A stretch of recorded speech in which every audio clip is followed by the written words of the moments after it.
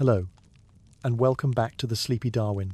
Whether you're curled up in bed, questioning the nature of existence, or simply letting your mind drift through the quiet mysteries of consciousness, you've found the perfect refuge for tonight's contemplation. We're about to embark on a gentle journey into one of the most profound questions you can ask yourself.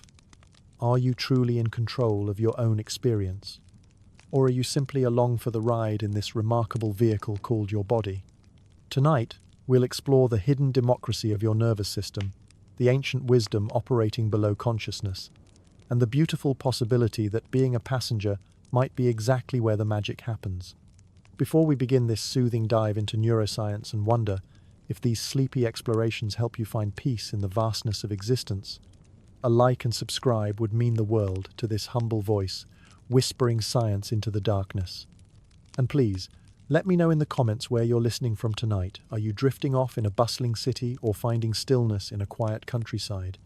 I hope this isn't so fascinating that it keeps you wide awake, but if it does, at least you'll rest tomorrow with a deeper appreciation for the miracle of being conscious.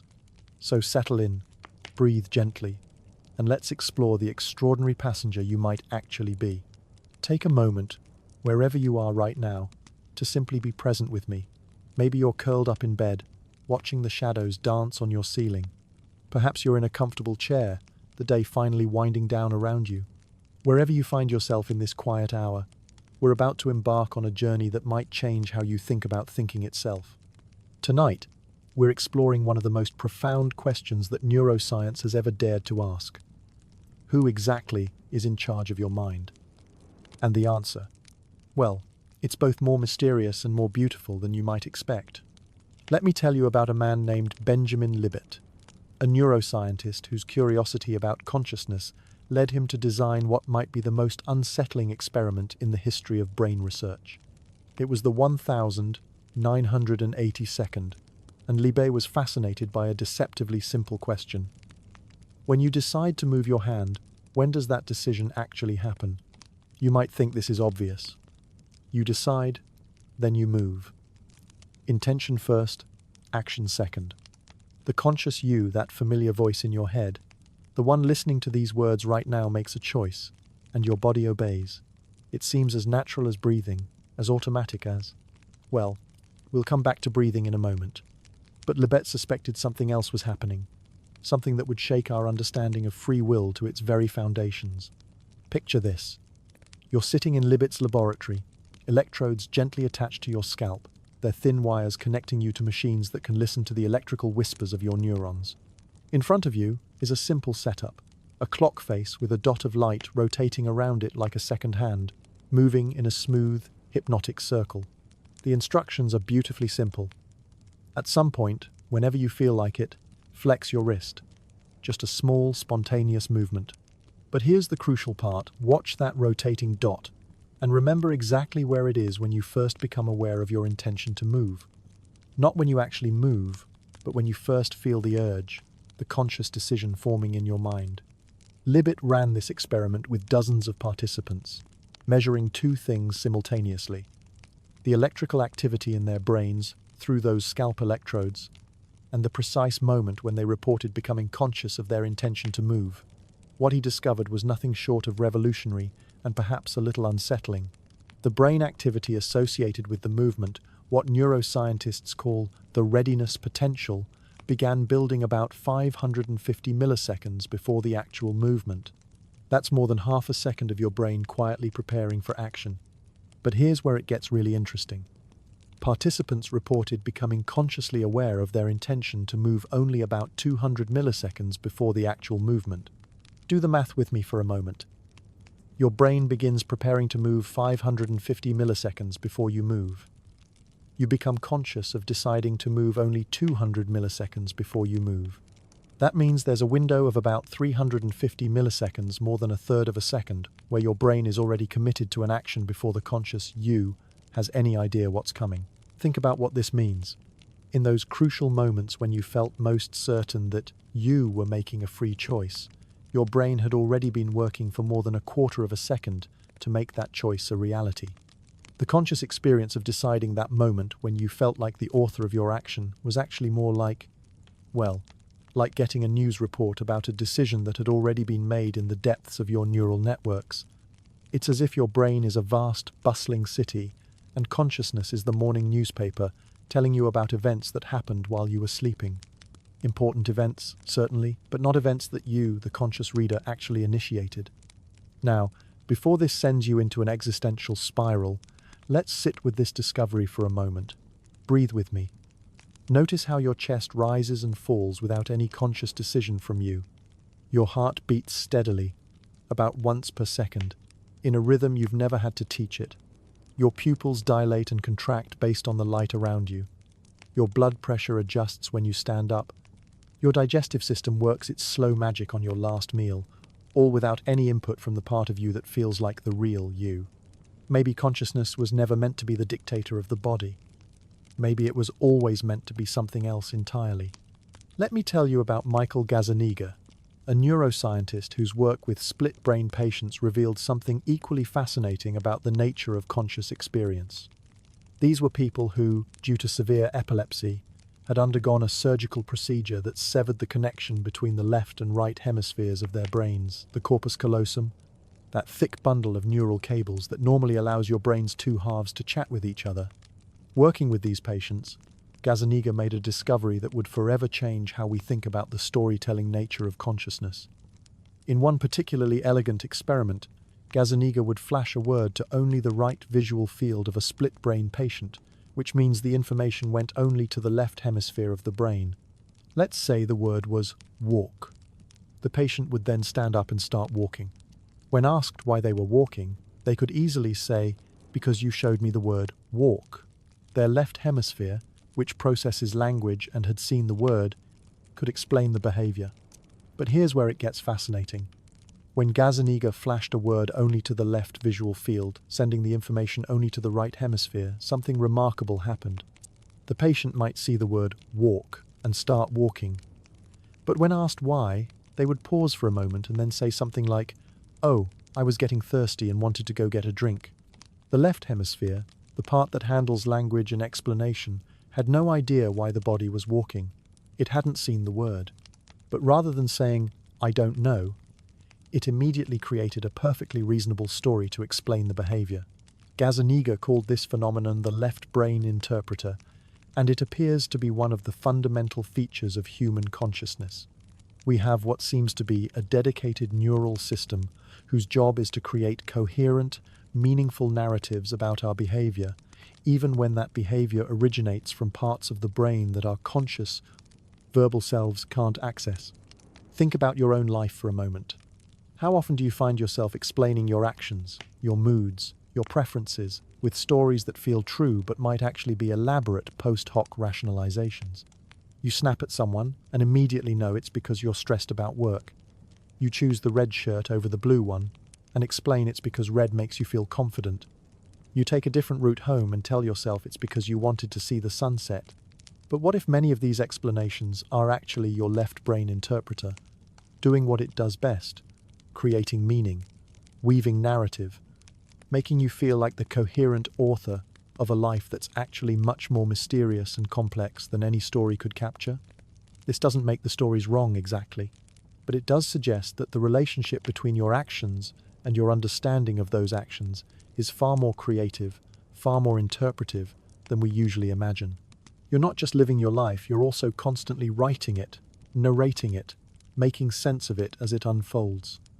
And sometimes, maybe most of the time, the narrator is working with incomplete information, filling in gaps with the best story available, the most coherent explanation that will preserve your sense of being a unified, rational agent in the world. There's something both humbling and oddly comforting about this, isn't there? The pressure of feeling like you have to consciously control and understand every aspect of your experience begins to lift when you realize that much of what feels like you is actually a collaborative effort between conscious awareness and unconscious processing, between intention and interpretation, between the part of you that acts and the part of you that explains. Let's pause here for a moment. Right where you are, I want you to notice your breathing. Don't change it. Don't try to control it, just observe it. Feel the gentle rise and fall of your chest, the cool air entering your nostrils, the warm air leaving your body. Are you controlling this breathing, or is it simply happening?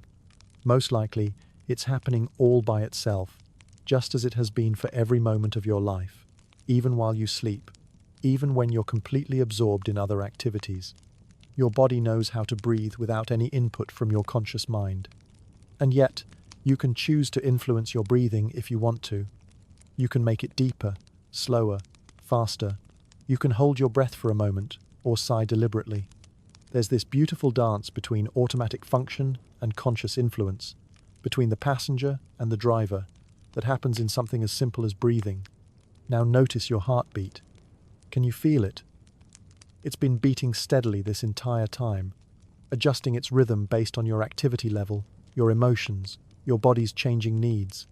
About 100,000 times a day, your heart contracts and relaxes, pumping about 2,000 gallons of blood through roughly 60,000 miles of blood vessels. Your conscious mind has never once had to remind your heart to beat, has never had to calculate the precise pressure needed for proper circulation. Notice your blinking. Your eyelids sweep across your eyes every few seconds, keeping them moist and clean, protecting them from dust and debris. When did you last consciously decide to blink? And yet your body has been taking care of this essential maintenance function throughout our entire conversation. There's something almost magical about recognizing all the ways your body takes care of you without any conscious effort on your part. Your kidneys filter your blood, your liver processes toxins, your immune system patrols for threats, your nervous system coordinates millions of functions every second. You are, in a very real sense, being lived by forces far more ancient and intelligent than your conscious mind.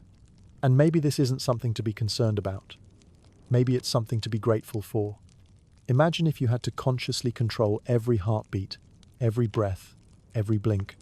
Imagine if you had to manually direct the production of enzymes for digestion, or consciously regulate your blood sugar levels, or deliberately coordinate the firing of the hundreds of muscles involved in walking. You'd have no mental energy left for anything else, no capacity for creativity, for relationships, for wonder, for the kind of quiet contemplation we're sharing right now. Your unconscious mind, it seems, is taking care of the essential business of keeping you alive and functioning, freeing up your conscious awareness for what exactly? For noticing the sunset, for appreciating music, for connecting with others, for asking the big questions about existence, for listening to podcasts about consciousness, while your body handles the miraculous complexity of simply being alive. There's a strange comfort in this realization, isn't there? You don't have to be in control of everything. In fact, you couldn't be in control of everything even if you tried. Your life is already being supported by layers upon layers of intelligence that operate outside your conscious awareness, the intelligence of your cells, your organs, your neural networks, even the intelligence of the bacteria in your gut that help you digest food, and may influence your mood and decision-making in ways we're only beginning to understand. If you've ever driven a familiar route, maybe your daily commute to work, or the path from your house to a friend's place you visited dozens of times, you might have had this slightly eerie experience. You arrive at your destination and realize you remember almost nothing about the drive itself. You were thinking about other things, planning your day, replaying a conversation, letting your mind wander through its favorite territories. And yet somehow, your hands steered the wheel, your feet worked the pedals, your eyes tracked traffic and read signs, and you navigated safely through what might have been miles of complex driving decisions. Who was driving the car while you were somewhere else entirely?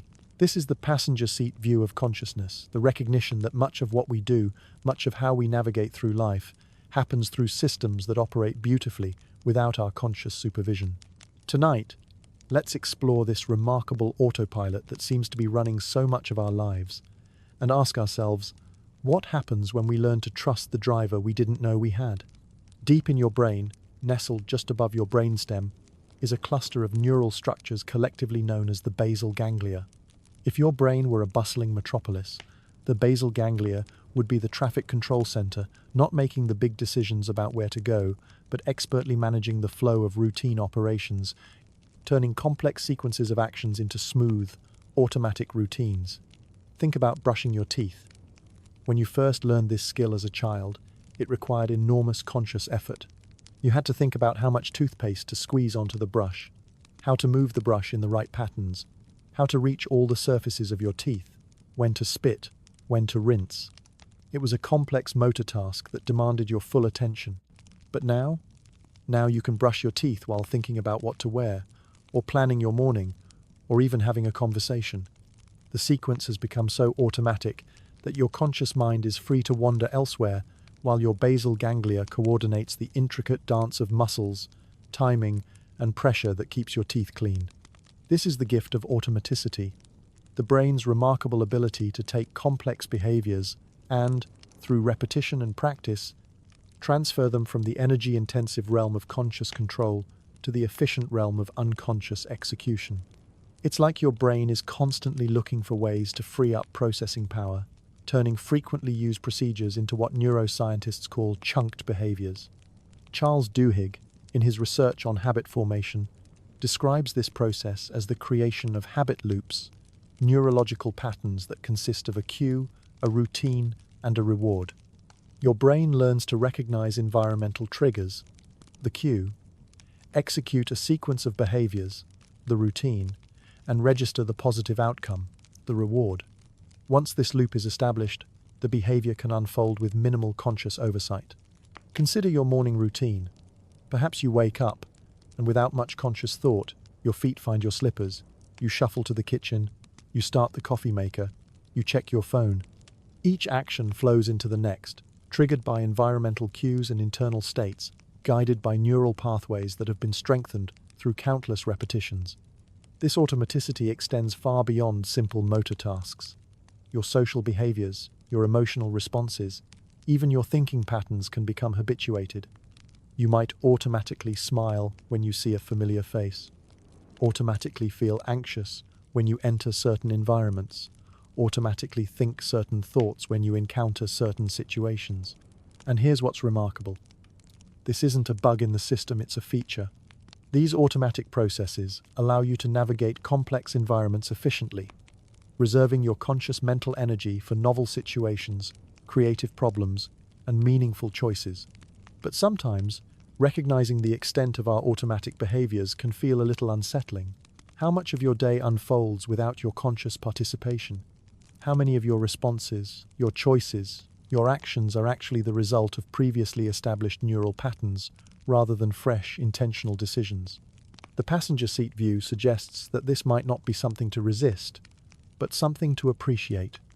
Your unconscious mind has learned to handle the routine maintenance of living, the basic navigation of familiar territories, the execution of well-practiced skills. This frees your conscious awareness to engage with what's new, what's meaningful, what requires creative thinking and intentional choice. You're not absent from your life when you're operating on autopilot, you're just trusting deeper layers of intelligence to handle what they've learned to handle well, while your conscious mind rests or focuses on other things.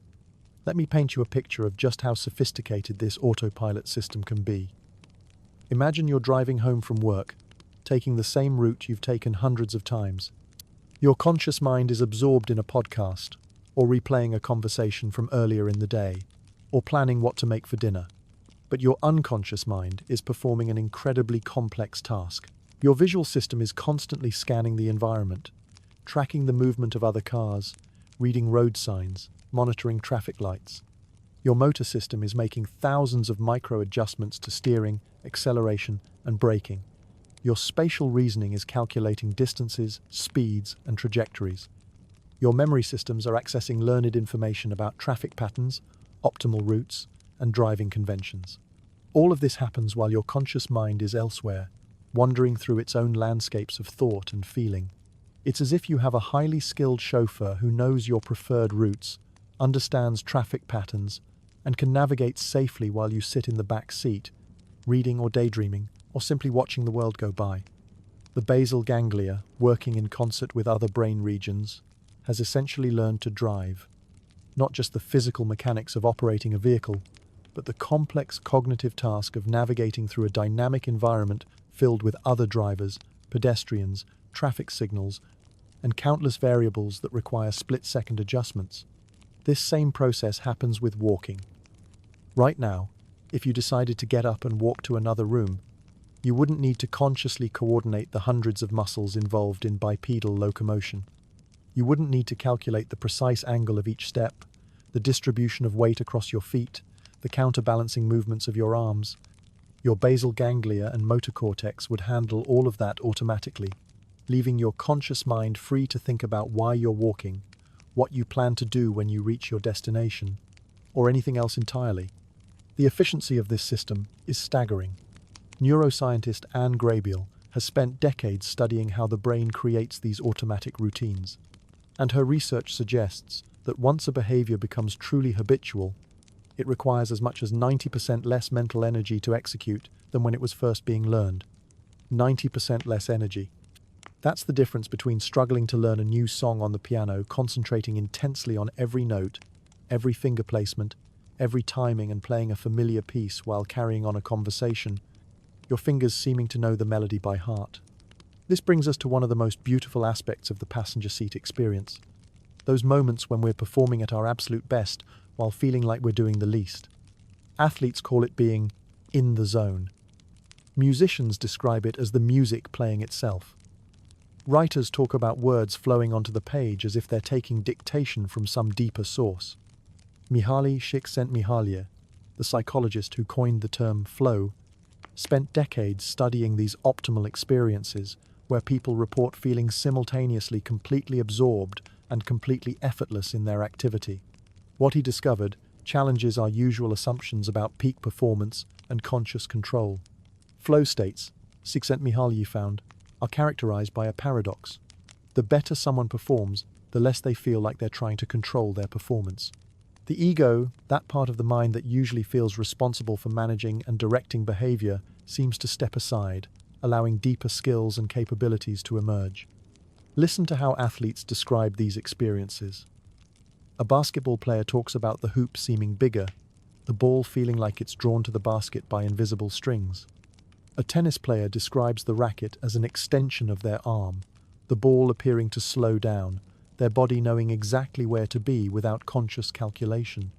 A dancer speaks of being danced by the music, of movements arising spontaneously without mental choreography.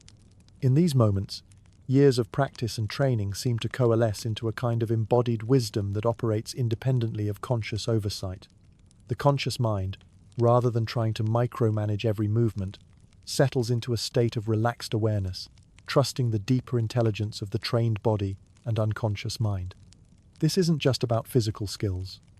Writers describe similar experiences when the right words seem to arise effortlessly, when characters in a story begin to act with their own volition, when the logical structure of an argument becomes clear without forced reasoning. Scientists talk about insights that seem to emerge fully formed after periods of not consciously thinking about a problem.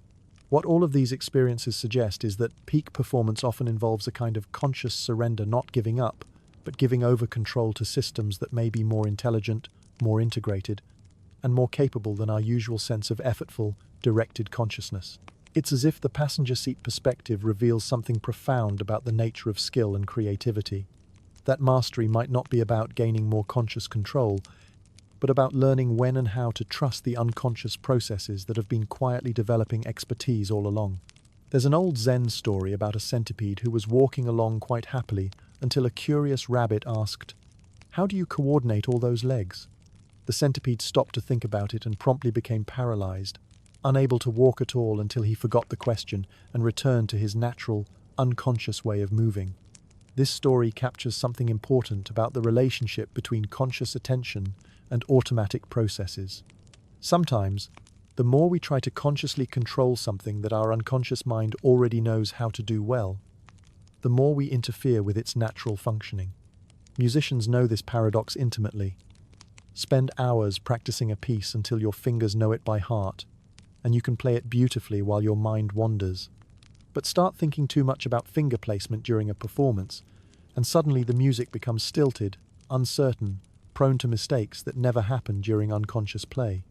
The same principle applies to social interactions. You can have flowing, natural conversations when you're not monitoring every word, but become self-conscious about how you're coming across, and suddenly everything feels forced and awkward. This suggests that there might be wisdom in learning to be a good passenger in your own life, not abdicated from responsibility or awareness, but trusting the deeper intelligence that has been quietly learning adapting, and developing competence all along. Being a conscious passenger doesn't mean being passive. It means being present and aware while allowing unconscious processes to do what they do best. It means developing the discernment to know when to step in with conscious direction and when to step back and let automatic processes unfold. Think about breathing again. You can consciously influence your breath when it's helpful, slowing it down when you're anxious, deepening it when you're relaxed. But you don't need to consciously control every breath. There's a wisdom in your body that knows how to breathe for you, adjusting automatically to your changing needs. The same might be true for many aspects of life. You can consciously influence your habits, your responses, your choices, but you don't need to consciously control every moment. There might be a wisdom in your unconscious mind that knows how to navigate familiar territories, execute well-practiced skills, and even respond creatively to novel situations. As we settle deeper into this exploration, I want you to consider how this perspective might change your relationship with yourself. What if you didn't have to be the controlling manager of every aspect of your experience? What if you could trust that deeper parts of your mind and body are actually quite intelligent, quite capable, quite worthy of your collaboration rather than your constant supervision? What if the goal isn't to become a better driver of your life, but to become a more aware, more trusting, more appreciative passenger? Someone who can enjoy the journey while having confidence in the deeper intelligence that's actually steering? But before we go further down this path, let's explore just how complex and fascinating this inner landscape really is. Because what neuroscience is revealing is that you're not just a passenger in your own body, you're a passenger in what amounts to an entire ecosystem, a democracy of influences and intelligences that are all contributing to the experience you call your life. The rabbit hole goes deeper than we might have imagined. And perhaps that's exactly where the real wonder begins. Picture, if you will, a grand parliament building. Not the kind with marble columns and formal chambers, but something more organic, more alive. A place where countless voices gather to deliberate, debate, and ultimately shape the decisions that guide a complex society. Now imagine that this parliament exists within you, that your body is not ruled by a single consciousness sitting on a throne, but governed by a dynamic democracy of competing interests, ancient wisdom, and collaborative intelligence. Tonight, we're going to explore the remarkable truth that you are not one mind controlling one body, but rather a vast confederation of neural citizens, each with their own agenda, their own expertise, their own vote in the ongoing experiment of being human. As you listen to these words, settle into wherever you are, maybe pulling a blanket closer, adjusting your position, finding that perfect spot where your body feels at ease. Notice how these small adjustments happen almost automatically, your body making subtle negotiations between comfort and alertness, between the desire to relax and the need to stay engaged. These tiny decisions are being made not by some central command center, but by a chorus of neural voices, each contributing their perspective to the ongoing conversation of conscious experience. Let me introduce you to the work of Paul MacLean, a neuroscientist whose vision of the brain revolutionized how we think about the different layers of intelligence that coexist within our skulls. MacLean proposed what he called the triune brain model, the idea that our modern human brain is actually built upon the foundations of much older neural architectures, each representing millions of years of evolutionary wisdom. Imagine your brain as an ancient city that has been continuously inhabited for millions of years. The oldest part of this city, what MacLean called the reptilian brain, or R complex, contains the most fundamental structures, those responsible for basic survival functions. This includes your brainstem and cerebellum, the neural districts that manage breathing, heart rate, balance, and the most primitive fight-or-flight responses. This reptilian brain doesn't think in the way we usually understand thinking. It operates through instinct, through patterns burned into neural circuits over countless generations. When you jerk your hand away from something hot before you've even consciously registered the pain, that's your reptilian brain casting its vote with lightning speed. When you feel that instant flush of adrenaline in a potentially dangerous situation, that's ancient survival wisdom speaking up in the parliament of your nervous system. Built around this ancient core is what MacLean called the limbic system, the mammalian brain, that began evolving around 200 million years ago. This is where your emotions live, where memory intertwines with feeling, where the social bonds that make mammalian life possible are processed and maintained. Your amygdala resides here, that almond-shaped cluster of neurons that acts like an early warning system for threats. Your hippocampus lives here too, weaving new experiences into the ongoing tapestry of autobiographical memory. The limbic system speaks in the language of emotion, attachment, and motivation. When you feel a surge of affection for someone you love, when you experience that hollow ache of missing a friend, when you feel drawn to comfort food after a difficult day, these are votes being cast by your mammalian brain, ancient wisdom about bonding, nurturing, and emotional survival. And then, most recently, in evolutionary terms, came the development of the neocortex, the newest member of your neural parliament, the part of the brain that expanded dramatically in our primate ancestors and reached its current elaborate form in modern humans. This is where language lives, where abstract reasoning unfolds, where you can contemplate concepts like justice, beauty, and the meaning of existence. The neocortex is what allows you to listen to these words and follow complex ideas, to plan for the future, to imagine scenarios that have never happened, to create art and science and philosophy. It's the part of your brain that can step back from immediate experience and ask questions like, "Who am I?" and "What should I do with my life?" But here's where McLean's insight becomes truly profound. These three neural systems don't exist in isolation. They're all active simultaneously, all contributing their perspective to every moment of your experience. You are never operating from just one brain, you're always receiving input from all three, and the quality of your decisions and responses depends on how well these different systems communicate and collaborate. Think about falling in love. Your reptilian brain notices physical attraction, the primitive neural circuits that respond to symmetry, health, reproductive fitness. Your limbic system floods with attachment chemicals, dopamine, oxytocin, norepinephrine, creating that intoxicating cocktail of emotion that poets have been trying to capture for millennia. And your neocortex tries to make sense of it all, creating stories about compatibility, shared values, long-term potential. The experience of love emerges from the collaboration of all three systems, but sometimes they don't all agree. Your limbic system might be head over heels while your neocortex raises concerns about practical compatibility. Your reptilian brain might signal attraction while your emotional brain remains guarded due to past hurts. Even more remarkably, studies have shown that gut bacteria can influence social behavior. Mice with different bacterial communities show different levels of sociability, different stress responses, different learning patterns. When researchers transfer gut bacteria from anxious mice to calm mice, the calm mice become more anxious. When they transfer bacteria from social mice to antisocial mice, the antisocial mice become more gregarious. The implications for human behavior are staggering. Your gut bacteria produce neurotransmitters, not just serotonin, but also GABA, dopamine, and other chemicals that directly influence brain function. They communicate with your immune system, affecting inflammation levels throughout your body.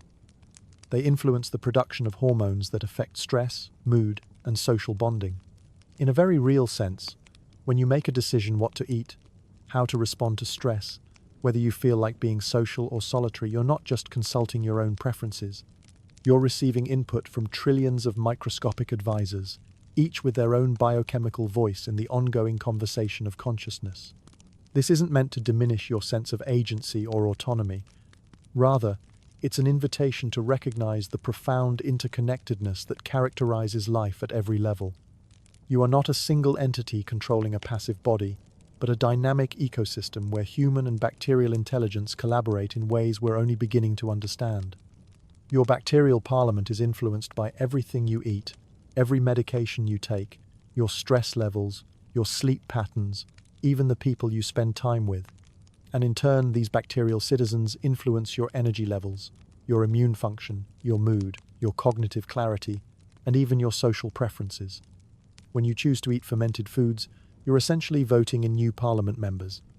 When you take antibiotics, you're dramatically reshaping your internal political landscape. When you spend time in nature, you're exposing yourself to bacterial diversity that can influence your microbial ecosystem for weeks or months afterward. So far, we've explored the many different voices contributing to your inner parliament, the ancient wisdom of your reptilian brain, the emotional intelligence of your limbic system, the analytical power of your neocortex, the intuitive knowing of your gut brain, and the biochemical influence of your bacterial citizens.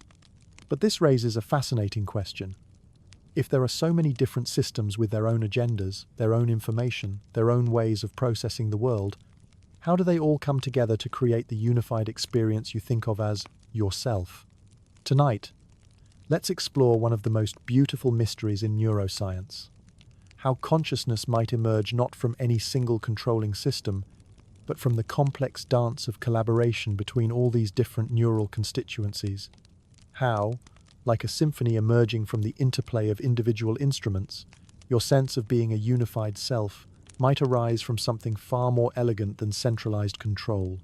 Imagine standing in a field at dusk, watching as thousands of starlings take to the sky.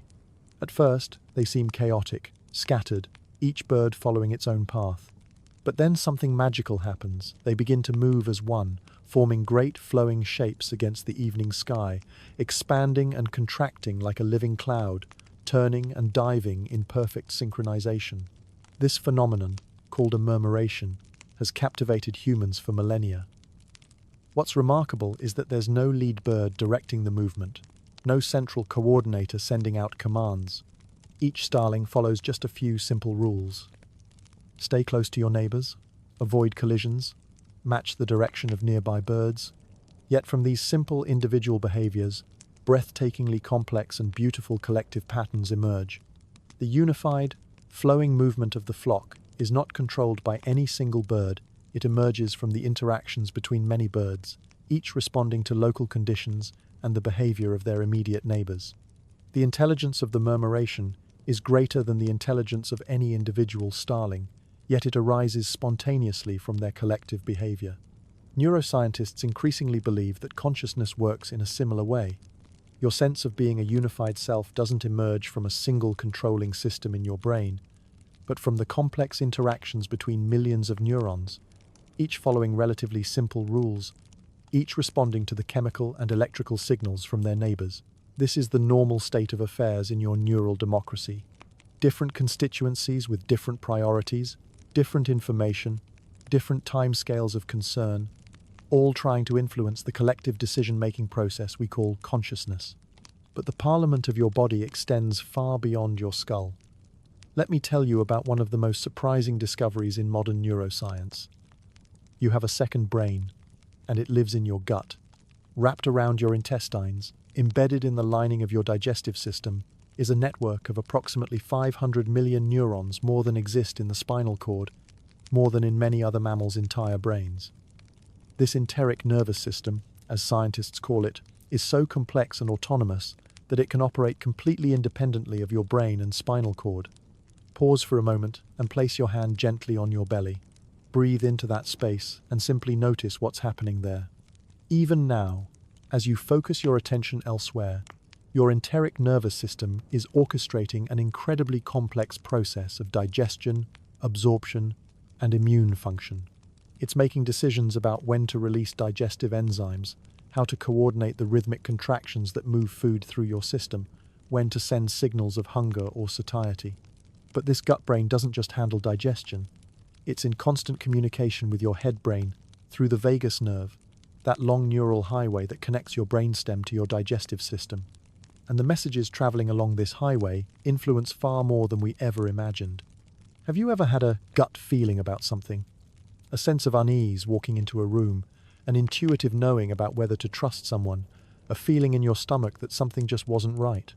Modern neuroscience suggests these aren't just metaphors, they might be literal communications from your enteric nervous system, information processed by those 500 million gut neurons and transmitted to your conscious awareness through the gut-brain axis.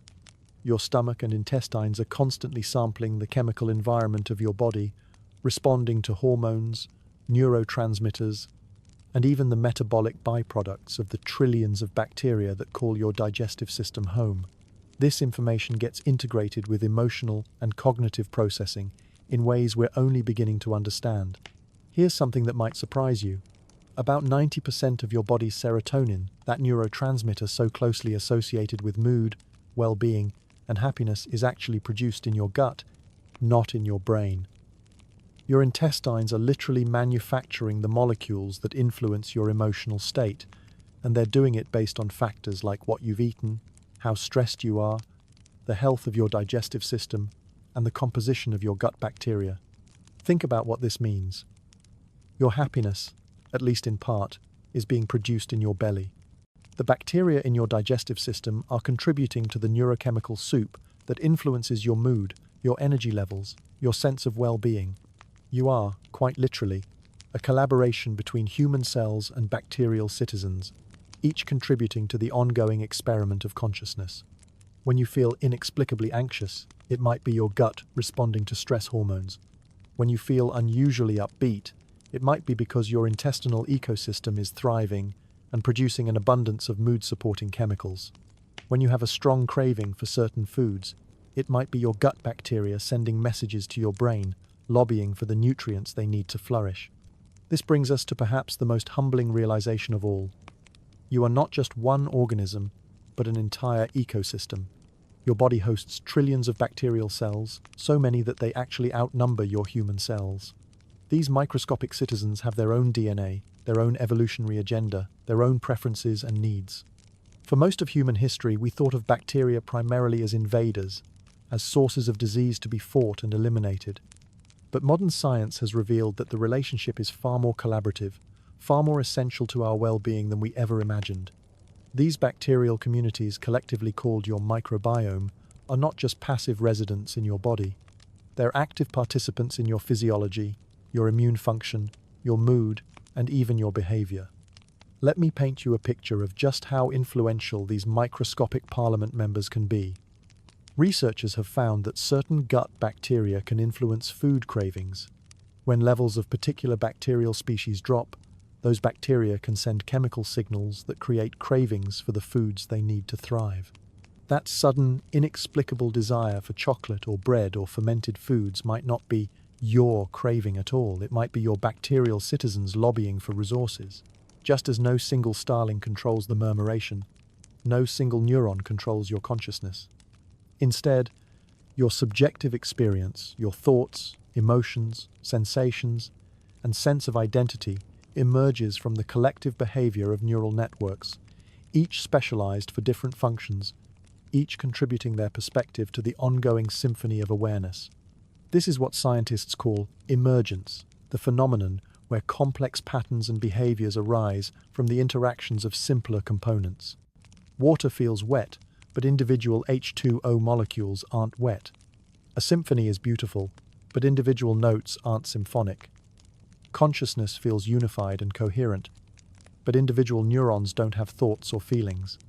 Your experience of being you emerges from the collaboration of systems we've been exploring, the survival instincts of your reptilian brain, the emotional wisdom of your limbic system, the analytical power of your neocortex, the intuitive intelligence of your gut brain, and the biochemical influence of your microbiome.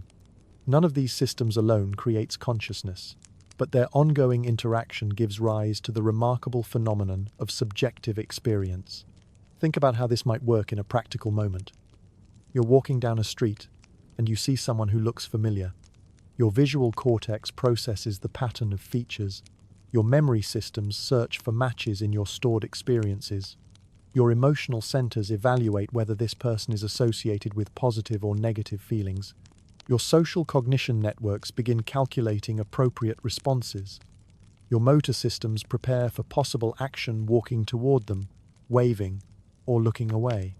All of this happens in milliseconds, without any central controller directing the process. Instead, information flows between different neural networks, each contributing their specialized knowledge, each influenced by the activity of the others. The final behavior that emerges whether you approach the person or keep walking is the product of this neural democracy, not the decision of any single system. But perhaps the most intriguing aspect of this neural democracy is what happens when you're not actively focused on anything in particular. When you're daydreaming, when your mind wanders during a boring task, when you're in that drowsy state just before sleep, what's happening in your brain during these moments of apparent mental downtime? Neuroscientist Marcus Reichel made a fascinating discovery in the 1992nd that changed how we think about the resting brain. He found that even when people aren't engaged in any specific mental task, certain regions of their brains actually become more active, not less. This network of brain regions, which he called the default mode network, seems to be your brain's screensaver, what it does when it's not busy with focused, goal-directed activity. The default mode network includes regions in your medial prefrontal cortex, posterior cingulate cortex, and angular gyrus areas involved in self-referential thinking, autobiographical memory, and imagining future scenarios. When this network is active, you tend to be thinking about yourself, your relationships, your past experiences, your future plans. You're constructing and maintaining your sense of identity, your ongoing narrative about who you are and where you fit in the world. Right now, as you listen to these words, your default mode network is probably relatively quiet, your attention focused outward on the ideas we're exploring together. But if your mind starts to wander, if you begin thinking about something that happened earlier today, or planning what you'll do tomorrow, or reflecting on how these ideas relate to your own life, that's your default mode network becoming active. This network seems to be where much of your sense of being a continuous, coherent self is constructed and maintained. It's where you integrate new experiences with your existing identity, where you rehearse future conversations, where you replay past events and extract meaning from them. In many ways, the default mode network might be the neural substrate of what you think of as you, not your thoughts or perceptions in any given moment, but your ongoing sense of being a particular person with a particular history and future. But here's where it gets really interesting.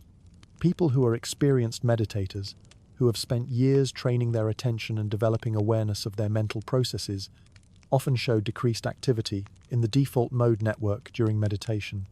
And they report that this decreased activity corresponds to a decreased sense of being a separate self, moments of consciousness without the usual narrator, awareness without the constant internal commentary about my experiences, my thoughts, my feelings. This suggests that your sense of being a unified, continuous self might be more constructed, more optional than you usually assume. The you that feels like the central character in your life story might be, at least in part, a pattern of neural activity that can be turned up or down, engaged or disengaged. Think about moments in your own life when your sense of self became very quiet. Maybe during intense physical activity, when you were completely absorbed in the sensation of movement. Maybe while absorbed in a beautiful piece of music, when the boundaries between listener and sound seemed to dissolve. Maybe in moments of deep connection with another person, when the usual self-consciousness faded away. These might be moments when your default mode network became less active, when the neural systems responsible for maintaining your sense of being a separate self stepped back, allowing other aspects of consciousness to come forward, pure awareness, present moment sensation, connection with something larger than your individual identity. Perhaps the most beautiful way to understand your neural democracy is through the metaphor of an orchestra. Imagine consciousness not as a dictator ruling over passive neural subjects, but as a symphony emerging from the collaboration of many different instruments, each with their own voice, their own expertise, their own contribution to the overall music. Your reptilian brain is like the percussion section providing the basic rhythms of survival, the heartbeat of life, the fundamental pulse that keeps everything else coordinated. Your limbic system is like the strings providing emotional color, the melodic lines that give meaning and feeling to the music. Your neocortex is like the woodwinds and brass, adding complexity, harmony, the sophisticated musical structures that make a symphony more than just rhythm and melody. Your gut brain might be like a bass line, often unnoticed but providing crucial foundation, a deep harmonic structure that supports everything else. Your microbiome could be like the subtle acoustic effects of the concert hall itself, influencing the tone and quality of every note, shaping the overall sound in ways that are essential but often unconscious. And your sense of being a unified self? That emerges from the music itself, not from any single instrument, not from a conductor standing outside the orchestra, but from the dynamic, moment-to-moment collaboration between all these different voices. Sometimes the percussion takes the lead, when survival concerns dominate your awareness. Sometimes the strings carry the melody, when emotions are the primary influence on your experience. Sometimes the brass section announces a theme, when analytical thinking or social cognition takes center stage. But the most beautiful music, the most integrated, harmonious consciousness emerges when all sections are communicating well, each contributing their expertise while remaining sensitive to the overall musical flow. This metaphor suggests a different way of relating to your own mind and body. Instead of trying to be the dictatorial conductor, micromanaging every section, perhaps you could learn to be more like an appreciative audience member, aware of the different voices contributing to your experience, grateful for their expertise, trusting in their ability to create something beautiful together. Or perhaps, in your most integrated moments, you are the music itself, not separate from the orchestra of your neural systems, but the emergent harmony that arises when all these different forms of intelligence work together in concert. From this perspective, the question, "Are you just a passenger in your own body?" begins to transform into something more interesting. How can you become a more conscious participant in the ongoing symphony of your own existence? How can you listen more carefully to the different voices within your neural democracy? How can you support the conditions that allow for beautiful, harmonious collaboration between all these different forms of intelligence? Because what's becoming clear is that you are neither a controlling dictator nor a passive passenger. You are something far more interesting, a dynamic, evolving collaboration between ancient survival wisdom, emotional intelligence, analytical thinking, somatic awareness, and microscopic ecosystems, all working together to create the ongoing miracle of conscious experience. And perhaps that's exactly where the real wonder begins, not in solving the mystery of consciousness, but in learning to appreciate the elegant complexity of what you actually are. There's a moment in every journey when you realize that being a passenger doesn't mean being powerless. You may not be driving, but you can choose where to direct your attention. You can decide whether to sleep through the landscape or drink in every detail. You can influence the conversation, suggest a different route, or simply appreciate the skill of whoever is navigating the complex terrain of existence. Tonight, we're exploring what it means to reclaim agency, not through control, but through conscious participation. How do you become an active, aware collaborator in your own life, when you've recognized that so much of what you are emerges from processes beyond your direct command? Picture yourself right now, wherever you are in this moment. Notice how your body has naturally found a position of comfort and attention. Feel the weight of your head against a pillow, or the support of a chair beneath you. Sense the rhythm of your breathing, the gentle background hum of your heart beating. All of this is happening without your conscious direction, yet here you are, aware of it, able to appreciate it, capable of choosing where to place your attention within this ongoing symphony of sensation and thought. This is conscious participation, not the illusion of total control, but the profound capacity for awareness, intention, and gentle influence within the democracy of your being. Let me tell you about the difference between being unconsciously carried along by the currents of your life and learning to consciously observe the ride. It's the difference between being lost in a daydream and being aware that you're daydreaming. It's the difference between being swept away by an emotion and noticing that an emotion is present. It's the difference between being your thoughts and watching your thoughts arise and pass away.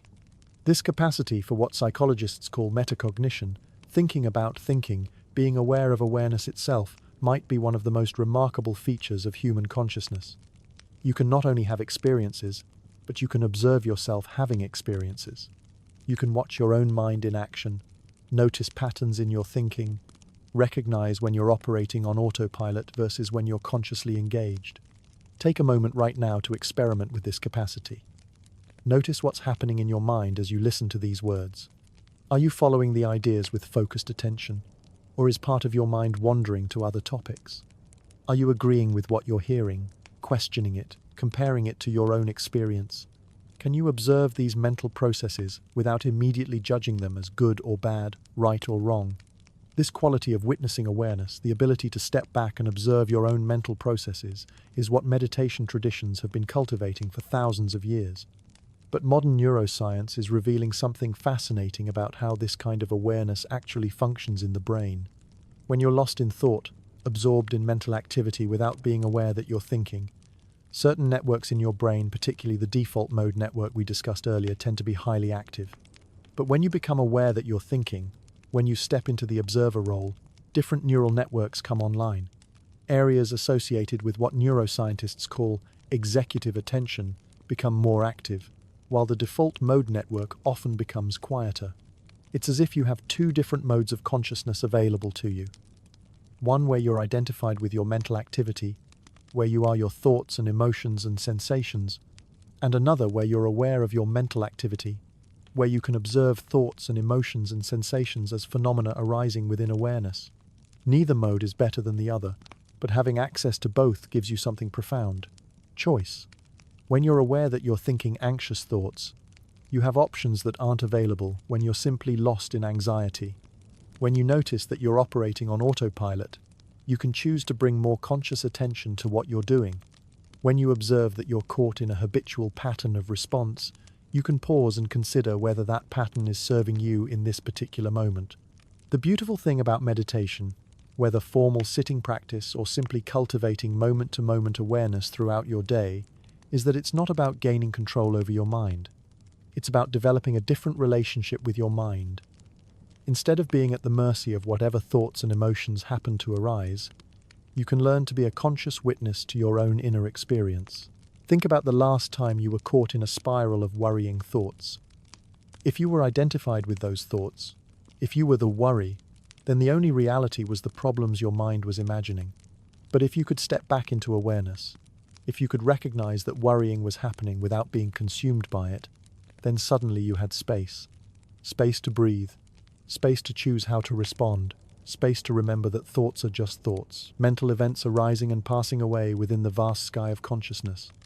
This doesn't mean suppressing or controlling your thoughts. It means changing your relationship to them. Instead of being the worried person, you become the awareness within which worry can arise and pass away. Instead of being the angry person, you become the spacious presence that can witness anger without being overwhelmed by it. Formal meditation practice is essentially training in this capacity for witnessing awareness. When you sit quietly and pay attention to your breath, you're not trying to control your breathing or make it perfect. You're simply observing what's already happening, learning to rest in awareness itself. And inevitably, your mind will wander. You'll start thinking about work, or replaying a conversation, or planning what to have for dinner. This isn't a failure, it's exactly what minds do. The practice is in noticing when your attention has wandered and gently returning it to your chosen object of focus, whether that's the breath, bodily sensations, or the sounds around you. Each time you notice that your mind has wandered and bring your attention back, you're strengthening your capacity for metacognitive awareness. You're training the neural circuits associated with witnessing consciousness, developing what meditation teacher John Kabat-Zinn calls the capacity to step outside the automatic pilot mode of mind and attend to this moment. But this training extends far beyond formal meditation sessions. Throughout your day, you can practice dropping into witness consciousness. When you're walking, you can notice whether you're lost in thought or present with the physical sensation of movement. When you're eating, you can observe whether you're tasting your food or consuming it mindlessly while your attention is elsewhere. When you're in conversation, you can notice whether you're truly listening or just waiting for your turn to speak. This isn't about being hypervigilant or trying to monitor every moment of your experience. It's about cultivating a gentle, curious awareness that can recognize when you've been swept away by automatic patterns and can choose to return to conscious participation in your own life. Research by neuroscientist Judson Brewer has shown that people who develop strong mindfulness skills through meditation actually show changes in their default mode network activity. The constant mental chatter, what Buddhists call monkey mind, becomes less compulsive, less consuming. There's still mental activity, but it's held within a larger field of awareness that isn't as easily hijacked by every passing thought or emotion. This cultivation of witnessing awareness begins to shift the balance between automatic and intentional behavior in subtle but profound ways. When you're aware of your habitual patterns, you naturally start to have more choice about whether to engage them. When you can observe your emotional reactions without being completely identified with them, you have more space to respond skillfully rather than simply reacting. You start to notice things like, "Oh, I'm about to automatically check my phone again. Do I actually want to do that? Or is this just a habitual gesture?" Or, "I'm starting to feel that familiar anxiety about the presentation tomorrow. Can I be present with this feeling without getting caught in worry, stories about everything that might go wrong?" This is conscious participation, not forcing different behaviors, but creating space for awareness to inform your choices.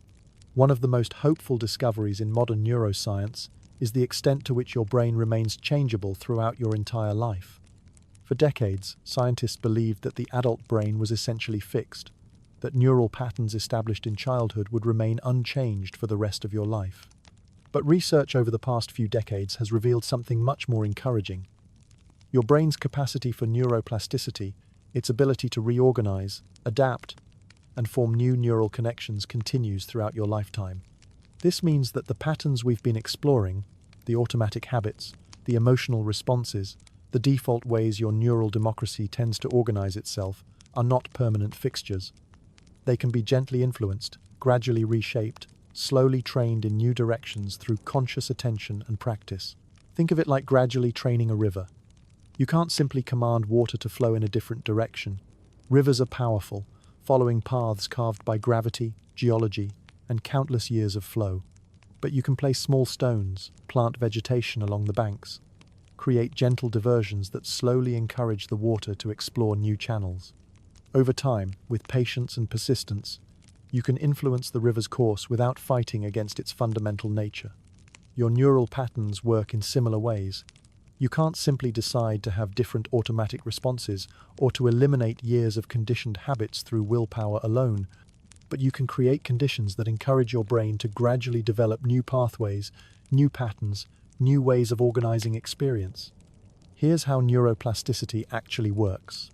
Every time you engage in a particular pattern of thinking, feeling, or behaving, you strengthen the neural networks associated with that pattern. Neurons that fire together wire together, as neuroscientist Donald Hebb observed. But the reverse is also true. Neural pathways that aren't used regularly begin to weaken, while new pathways that are practiced regularly become stronger and more automatic. This means that conscious attention can literally reshape your brain. When you repeatedly choose to bring awareness to present moment experience, instead of getting lost in mental stories, you're strengthening the neural networks associated with mindful awareness. When you practice responding to challenging emotions with curiosity and compassion, instead of resistance and judgment, you're building new patterns of emotional regulation. Let me give you a concrete example. Research by neuroscientist Richard Davidson has shown that people who engage in loving-kindness meditation, a practice where you deliberately cultivate feelings of goodwill toward yourself and others, show measurable changes in brain structure after just a few weeks of practice. Areas associated with empathy and emotional regulation become more developed, while areas associated with stress and anxiety show decreased reactivity. The practice isn't about forcing yourself to feel loving kindness, but about repeatedly returning attention to the intention to wish yourself and others well. Each time you engage this intention, you're strengthening neural pathways associated with compassion, gradually making kindness a more automatic response. This is the patient work of gentle influence, not demanding immediate transformation, but consistently creating conditions for positive change. It's like tending a garden. You can't force plants to grow faster by pulling on their stems, but you can provide good soil, adequate water, proper sunlight, and trust in the natural intelligence of growth. Viktor Frankl, the psychiatrist and Holocaust survivor, made a profound observation about human freedom. Even in the most constrained circumstances, even when external choices are severely limited, there remains what he called the last of human freedoms, the ability to choose your attitude toward whatever situation you find yourself in. Frankl noticed that between any stimulus and your response to it, there exists a space. In that space lies your capacity to choose how you want to respond based on your deepest values rather than your immediate impulses. This space might be tiny, just a moment of pause before reacting, but within it lies the seed of authentic agency. But here's the interesting thing. Most of the time, we're not consciously operating from our deepest values. We're responding based on habit, conditioning, immediate impulses, social expectations, or the loudest voice in our inner parliament at any given moment. We might value kindness but respond irritably when stressed. We might value health but reach for comfort food when anxious. We might value presence but find ourselves constantly distracted by digital devices. This isn't a failing, it's simply what happens when consciousness operates primarily on autopilot. But conscious participation offers another possibility. learning to clarify your deepest values, and then using those values as a kind of magnetic north that can gradually influence your unconscious decision-making. Think about your own core values for a moment. What qualities do you most want to embody in your life? What kind of person do you aspire to be when you're at your best? These might be things like compassion, authenticity, creativity, courage, service, wisdom, playfulness, or connection. Not the values you think you should have, but the ones that truly resonate with your deepest sense of purpose and meaning. When you're clear about your values, something interesting happens in your neural democracy. You're not trying to control every thought, emotion, or impulse, but you're providing a clear sense of direction that can influence how your various internal systems organize themselves. It's like setting the destination in a GPS system. You don't have to micromanage every turn, but having a clear endpoint helps coordinate all the different processes involved in navigation.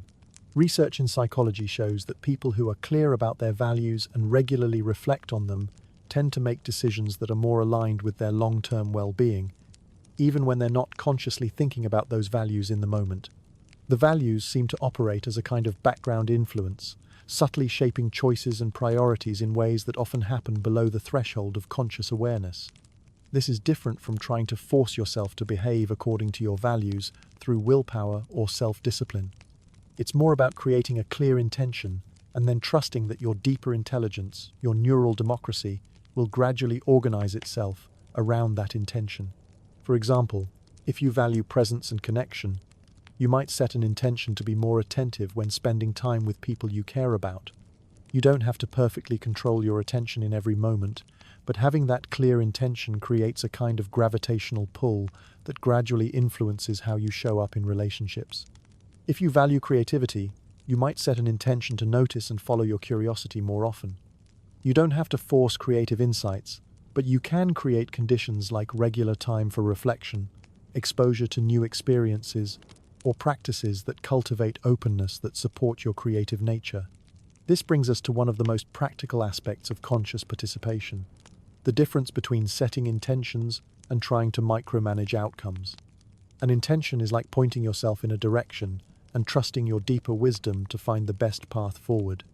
Micromanaging is like trying to control every step of the journey, every obstacle you might encounter, every variable that could influence your progress. Intentions work with the grain of your neural democracy, while control efforts often work against it. When you set a clear intention, I want to be more patient with my children, or I want to cultivate more gratitude in my daily life, or I want to listen more deeply in conversations. You're giving your unconscious systems something to organize around.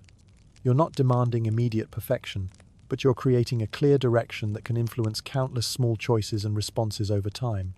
Think about how this might work with something like developing more patience. If you try to control your patience through willpower, forcing yourself not to feel frustrated when things don't go as planned, you're likely to create internal conflict. Part of you is feeling impatient, while another part is trying to suppress that feeling. This often leads to either explosion, when the suppressed impatience finally breaks through, or depletion, when the effort of constant control exhausts your mental resources. But if you set an intention to cultivate patience, something different can happen. You're not demanding that you never feel impatient, but you're creating a clear direction for your growth. When impatience arises, instead of fighting it or being overwhelmed by it, you can recognize it as information. Perhaps you're stressed, or your expectations are unrealistic, or you need to take better care of yourself. The intention to be patient becomes an invitation to respond more skillfully, not a demand for emotional perfection. Over time, this approach can lead to genuine change. Your neural patterns gradually shift as you repeatedly choose patience over reactivity, understanding over judgment, presence over distraction. But the change feels organic, sustainable, aligned with your deeper nature rather than imposed from the outside. The same principle applies to any area of growth or change. Whether you want to develop healthier habits, improve your relationships, cultivate creativity, or deepen your spiritual practice, setting clear intentions and then trusting your deeper intelligence to support those intentions tends to be more effective than trying to control every aspect of the process. This is conscious participation at its most practical, learning to work skillfully with your own mind rather than against it, creating conditions for positive change rather than demanding immediate transformation, trusting the wisdom of your neural democracy while providing clear guidance about the direction you want to grow. There's an ancient Chinese parable about a farmer whose horse ran away. His neighbors came to console him, saying, "What terrible luck!" But the farmer simply replied, "Maybe." The next day, the horse returned with a herd of wild horses. The neighbors exclaimed, "What wonderful fortune!" Again, the farmer said, "Maybe." When his son tried to tame one of the wild horses and broke his leg, the neighbors offered sympathy for this misfortune. "Maybe," said the farmer. Soon after, war broke out and all the young men were conscripted to fight, except for the farmer's son because of his broken leg. Each time the neighbors tried to judge whether events were good or bad, the farmer offered the same response. "Maybe." This story points to something profound about the nature of control and the wisdom of not knowing. The farmer isn't passive or indifferent. He responds appropriately to each situation as it arises.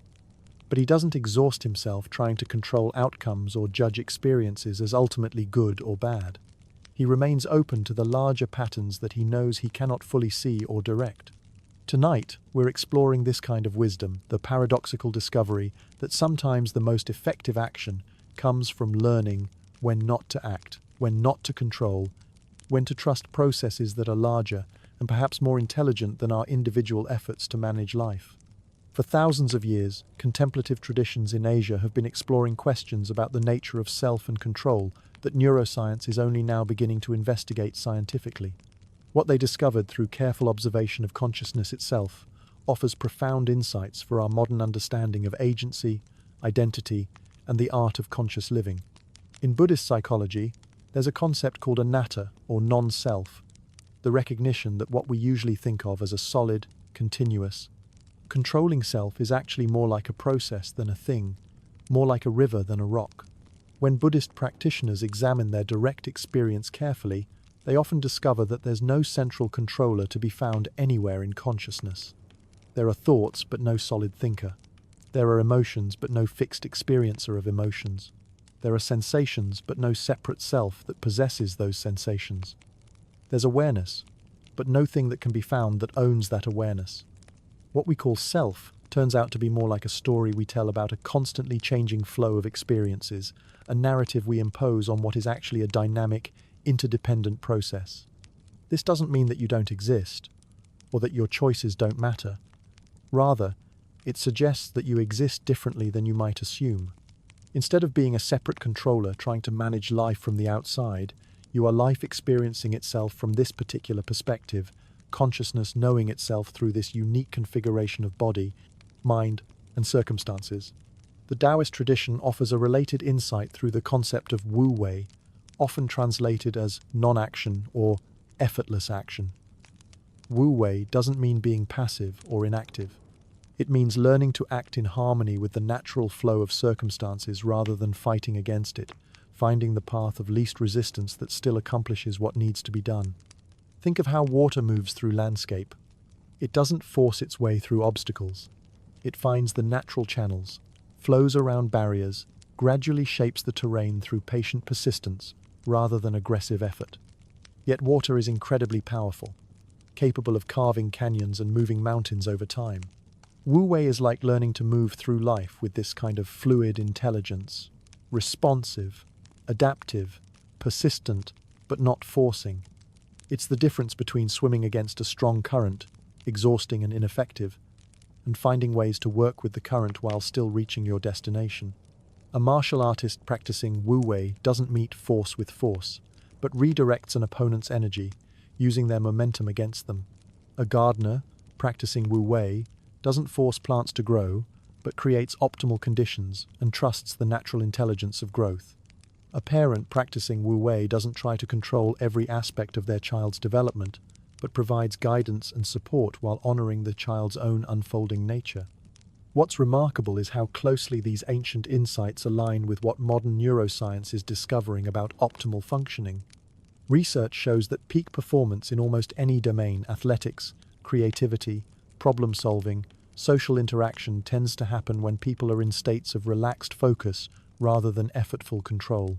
The brain regions associated with self-criticism, performance anxiety, and overthinking tend to be quieter during flow states, while areas associated with present moment awareness and embodied intelligence become more active.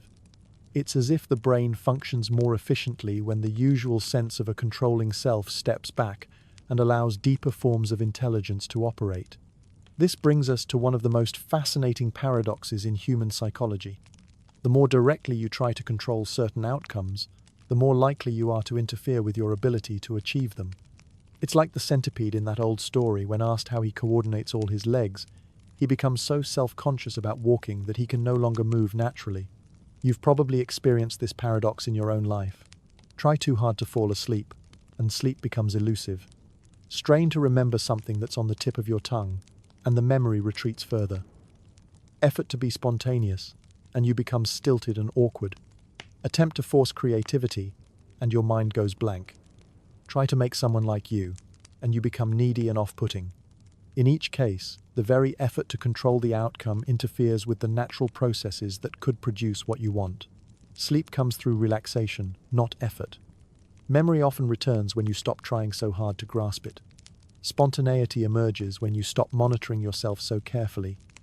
Creativity flows when you get out of your own way. Authentic connection happens when you stop trying to manage how others perceive you. Psychologist Viktor Frankl called this paradoxical intention, the observation that you often get what you want by stopping your direct efforts to get it. Instead of trying harder, you create conditions that allow natural processes to unfold. This doesn't mean becoming passive or giving up on your goals. It means learning to distinguish between effective influence and counterproductive control, between creating supportive conditions and trying to force outcomes. Think about learning to ride a bicycle. When you first start, there's a natural tendency to grip the handlebars tightly, to try to force the bike to stay upright through muscular control. But this tension actually makes balancing more difficult. Learning to ride involves gradually relaxing that death grip, trusting the bike's natural stability, making small adjustments rather than dramatic corrections. The same principle applies to many aspects of conscious living. When you're trying to change a habit, you can create supportive conditions, modifying your environment, establishing helpful routines, enlisting social support without trying to control every moment of temptation or struggle. When you're working on a creative project, you can establish regular practice, expose yourself to inspiration, create space for ideas to emerge without trying to force insights or demanding immediate results. The wisdom traditions suggest that this paradox of control reflects something fundamental about the nature of consciousness and reality. You are not separate from the processes you're trying to control, you are embedded within them, part of larger patterns and systems that have their own intelligence and momentum. When you try to control from a sense of separation, you're often working against the grain of these larger systems. But when you learn to participate consciously, while trusting the deeper intelligence of life itself, you can accomplish far more with far less effort. Let's return for a moment to the remarkable intelligence that's operating beneath your conscious awareness right now. As you listen to these words, your visual system is processing millions of bits of information. Your auditory system is extracting meaningful patterns from sound waves.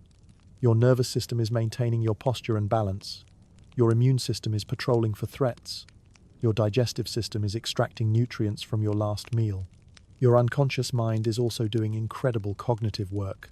It's monitoring your environment for relevant information, accessing stored memories that relate to what you're hearing, making associations and connections that often emerge later as insights or intuitions, processing emotional undertones and social cues, planning and preparing for future actions. All of this happens without any conscious direction from you. In fact, if you tried to consciously manage even a small fraction of these processes, you would quickly become overwhelmed. The computational power of your unconscious mind vastly exceeds what's available to conscious awareness. Research in cognitive psychology has shown that your unconscious mind is often better at certain kinds of decision-making than your conscious mind. In complex situations with many variables, people who are given time to think consciously often make worse decisions than people who go with their initial unconscious intuition. The unconscious seems to be better at integrating large amounts of information and detecting subtle patterns that conscious analysis might miss. This doesn't mean that conscious thinking is useless, but it suggests that the relationship between conscious and unconscious processing might be more collaborative than hierarchical. Your conscious mind might be best at setting intentions, clarifying values, choosing what to pay attention to, and making decisions about novel situations that require careful analysis. Your unconscious mind might be best at handling routine operations, integrating complex information, maintaining bodily functions, and accessing intuitive wisdom. Conscious participation, from this perspective, becomes about learning to work skillfully with both levels of intelligence, using conscious awareness where it's most effective, while trusting unconscious processes where they excel. Think about how this might apply to something like decision-making. For important choices, you might use your conscious mind to gather relevant information, clarify your values, consider different options rationally, but then, instead of trying to force a decision through analysis alone, you might sit quietly with the question, sleep on it, go for a walk, engage in some other activity that allows your unconscious processing to integrate all the information you've consciously considered. Often, the right choice becomes clear not through more thinking, but through a felt sense of rightness, an intuitive knowing that emerges when you stop trying so hard to figure everything out consciously. This is trusting the wisdom of unconscious processes, not abdicating conscious responsibility, but recognizing that consciousness works best when it collaborates with, rather than tries to override the deeper intelligence of your neural democracy. Perhaps the deepest wisdom in learning to be a conscious passenger in your own life is developing what we might call conscious surrender, the ability to remain fully engaged and responsive while holding your goals and preferences lightly, without attachment to specific outcomes. This isn't the surrender of defeat or giving up. It's the surrender of recognizing that you are part of larger patterns and processes that you cannot fully control or predict, and that sometimes the most effective way to influence those processes is to align yourself with their deeper currents rather than fighting against them. Conscious surrender means doing your best while remaining open to outcomes you didn't expect. It means working toward your goals while staying curious about what life might be trying to teach you through obstacles and challenges. It means caring deeply about people and causes while recognizing that your love is not dependent on being able to control how situations unfold. This kind of surrender often requires a fundamental shift in how you understand success and failure. Instead of judging outcomes solely based on whether they match your preferences, you begin to evaluate them based on how much you were able to remain present, responsive, and aligned with your deepest values, regardless of external circumstances. The farmer in the parable we began with embodies this wisdom. He's not indifferent to what happens. He takes care of his horse, tends his crops, responds appropriately to changing circumstances, but he doesn't exhaust himself trying to control variables that are beyond his influence, and he doesn't judge his life's value based on whether events conform to his expectations. This perspective can be profoundly liberating. When you're not constantly trying to control outcomes, you have more energy available for conscious participation in whatever is actually happening. When you're not attached to specific results, you can remain curious and open to possibilities you might not have considered. When you trust that your deepest intention is to grow and serve regardless of circumstances, you can meet both success and failure as opportunities for learning and development. From this perspective, being a passenger in your own life stops feeling like a limitation and starts feeling like a profound opportunity. You get to be present for the journey without the exhausting burden of trying to control every aspect of the terrain you're traveling through. You get to influence the direction while trusting that there's a deeper intelligence in your own neural democracy, in your relationships, in the larger systems you're part of, that can handle complexities beyond what your individual consciousness could manage. And perhaps that's exactly what conscious agency really means in a world that's far more mysterious and interconnected than our usual sense of individual control would suggest. Not the fantasy of being the dictator of your experience, but the reality of being a wise, aware, responsive participant in the ongoing dance of consciousness, exploring itself through countless forms of intelligence, collaboration, and emergence. The question is no longer, are you just a passenger in your own body? But, how consciously, how skillfully, how lovingly can you participate in the extraordinary journey of being alive? Take a moment to step back with me, far back, and consider the extraordinary journey that brought you to this moment. Not just your personal journey through the years of your life, but the vast 4 billion-year odyssey of consciousness itself, learning to navigate the cosmos through countless forms, countless experiments, countless collaborations between intelligence and matter. Tonight, we're zooming out to see the bigger picture, to understand your experience of being a passenger in your own body as part of a much larger story, a cosmic tale of awareness, gradually awakening to itself through the intricate dance of evolution, complexity, and interconnection. Right now, as you rest wherever you are the current expression of an unbroken lineage that stretches back to the first flickering of life on Earth. Every cell in your body carries the memory of that 4 billion-year journey from the first self-replicating molecules that learned to persist in a chaotic environment, to the complex multicellular organisms that discovered cooperation, to the nervous systems that began to process information and respond to patterns, to the emergence of consciousness that can reflect on its own existence. You are not just a passenger in your own body, you are the cosmos experiencing itself subjectively, the universe becoming aware of itself through this particular configuration of matter and energy we call human consciousness. Let's travel back in time to understand how the very capacity for consciousness and the peculiar sense of being an agent in control of your own experience emerged from the long evolutionary process of life, learning to navigate increasing complexity. In the beginning, there was no need for consciousness as we know it. Single-celled organisms could survive and reproduce through simple chemical responses to their environment, move toward nutrients, away from toxins, respond to light, temperature, chemical gradients. These early forms of life were purely reactive, operating through what we might call unconscious intelligence, sophisticated, but without any sense of self or agency. But as life became more complex, as organisms developed sensory systems that could detect patterns across space and time, something remarkable began to emerge. The capacity to model the environment internally, to represent the world symbolically, to predict what might happen next based on current information. Think about what this means. Instead of simply reacting to immediate stimuli, organisms began to create internal maps of their environment. They could remember where food sources were located, anticipate seasonal changes, recognize patterns that suggested opportunity or danger. This internal modeling was the beginning of what we now call mind, the capacity to represent reality internally and use those representations to guide behavior. As nervous systems became more sophisticated, as brains grew larger and more complex, this internal modeling became increasingly elaborate. Organisms could plan ahead, consider alternative strategies, imagine different outcomes.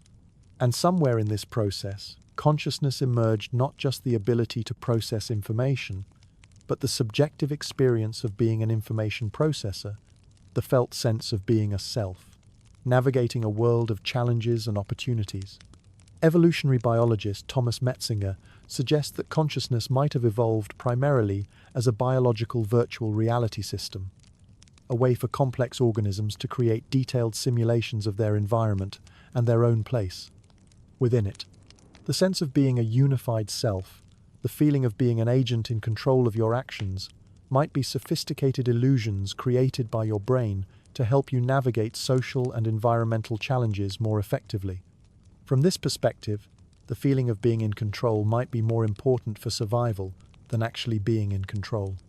An organism that experiences itself as an agent, as capable of making choices, influencing outcomes, learning from experience is likely to be more effective at surviving and reproducing than an organism that experiences itself as helpless or passive. Your economic circumstances, your opportunities for education and growth, your access to healthcare and security, all of these factors that profoundly influence your sense of agency and choice are largely determined by systems much larger than any individual could control. The family you were born into, the historical moment you happen to inhabit, the geographic location where you find yourself, these weren't choices you made, yet they shape every aspect of your experience. Even your most personal decisions are influenced by factors beyond your direct control. Your food preferences are shaped by your cultural background, your genetic predispositions, your early experiences with different flavors and textures. Your romantic attractions are influenced by evolutionary psychology, social conditioning, and unconscious patterns established in your earliest relationships. Your career path is constrained by economic conditions, available opportunities, and social expectations that exist independently of your individual preferences. This isn't meant to diminish your sense of personal responsibility or choice. Rather, it's an invitation to recognize that your individual agency always exists within a vast web of interconnections, influences, and interdependencies. You are not a separate self trying to control an external world. You are an expression of that web, a unique node in a network of relationships that extends far beyond what you can see or directly influence. Understanding your embeddedness within larger systems can initially feel overwhelming or even disempowering. If so much of your life is shaped by forces beyond your control, what's the point of individual effort or personal growth? If you're just one small part of vast cosmic processes, does your individual experience really matter? But there's another way to understand this interconnectedness, not as a limitation on your agency, but as an expansion of what agency might mean. Instead of trying to dominate or control outcomes, you can learn to participate consciously and skillfully within the larger patterns that are always shaping your experience. Think about how a jazz musician participates in a musical performance. They don't control what the other musicians play. They can't dictate the overall direction of the music. They're working within established musical structures and traditions that they inherited rather than created. But within those constraints, they have enormous creative freedom. They can respond to what they're hearing, contribute their unique voice to the collective improvisation, influence the mood and direction of the music through their conscious participation. The same might be true for how you participate in the larger systems that shape your life. You can't control your genetic inheritance, but you can influence how those genes are expressed through your lifestyle choices. You can't control the cultural moment you happen to inhabit, but you can choose how to engage with the opportunities and challenges it presents. You can't control other people's choices, but you can influence the quality of your relationships through how you show up in them. This shift from domination to participation, from control to conscious engagement, can be profoundly liberating. When you're not trying to force outcomes or control variables beyond your influence, you have more energy available for creative response to whatever is actually happening. When you're not defending the illusion of being a separate self, you can more fully appreciate your role as a collaborative participant in larger patterns of intelligence and creativity. From this perspective, finding meaning doesn't depend on being in control, but on participating as consciously as possible in processes that are larger and more intelligent than any individual perspective could encompass. Your individual choices matter, not because you can control their ultimate outcomes, but because they contribute to the ongoing evolution of consciousness itself. Whether you choose kindness or cruelty, curiosity or closed-mindedness, courage or fear, these choices ripple outward through your relationships, your communities, your culture in ways you may never fully see. You are participating in the cosmic experiment of consciousness learning to know itself, and the quality of your participation matters especially when you can't control the larger results. Let's pause here and gently trace the path we've traveled together through this exploration of consciousness, agency, and the art of being a conscious passenger in your own life. We began with the unsettling discovery from neuroscience that your brain often initiates actions before your conscious mind is aware of any intention to act. We explored how your sense of being a unified, controlling self might be more of a story your brain tells than a fundamental truth about the nature of consciousness.